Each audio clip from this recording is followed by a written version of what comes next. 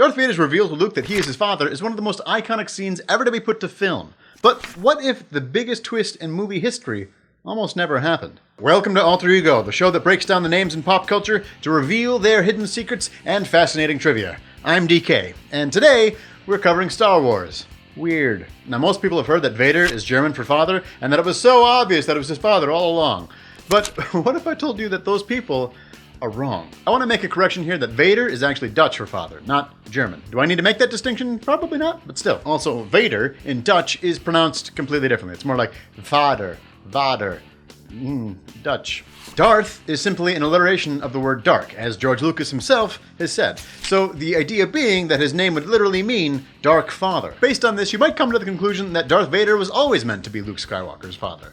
Well, this is not actually the case. In Episode 4, A New Hope, Darth Vader is never even hinted at being related to Luke at all, which is what made the original reel so amazing. Because not even George Lucas himself had known Darth was Luke's father until some fairly last-minute changes were added to the script for The Empire Strikes Back after the original writer, Lee Brackett, had passed away. Originally, Brackett, a science fiction writer at the time, had wrote the original script for The Empire Strikes Back. And while her draft had a lot of similarities to the movie we did end up getting, it also had some immense differences. One such notable difference was an entire scene of Luke meeting his real father in Jedi ghosty form, where he is simply referred to as Skywalker. There was reportedly even supposed to be a scene between Luke's father and Darth Vader in Lucas's original rough draft for Star Wars, but we couldn't find an exact source for that. The point is, Darth Vader was never supposed to be Luke's father, or Leia's, for that matter. In fact, the two of them were never even supposed to be related in the first place. Brackett's draft explained that Luke was supposed to have a sister, but it was a completely new character named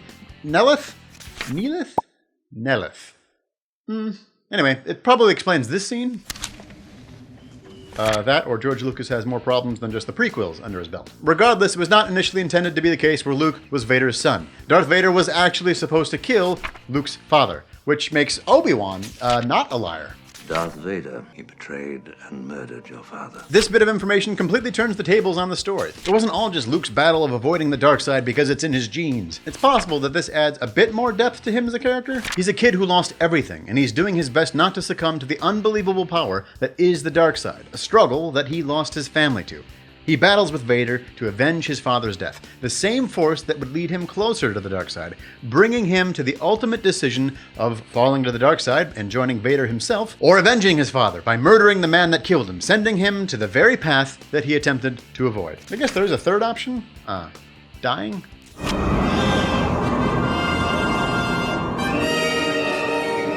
But hold on, if he's not supposed to be Luke's father, then why is his name Darth Vader, aka Dark Father? Well, since Lucas has a habit of retconning the past to make himself look better, we'll likely never know for sure. Lucas said that he planned it from the very beginning, but we all know that that's not true. It could be a simple coincidence that it all lined up and Lucas just picked Vader because he thought it sounded cool. Or it could be that Dark Father was meant to reflect that the character is of darkness. And at this point, it's all just speculation. Regardless, the story was eventually edited, giving us the historical masterpiece that we know today, which spawned one of the most misquoted and parodied lines of all time.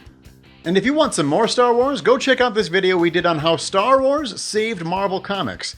It's actually really interesting. I had no idea before we made the video. And if you want to check out some more of my stuff, head over to my channel by clicking right here. And if this is your first time hanging out with us here at NerdSync, hit that big old subscribe button so you don't miss out on all the great videos we have coming your way. Once again, I'm DK.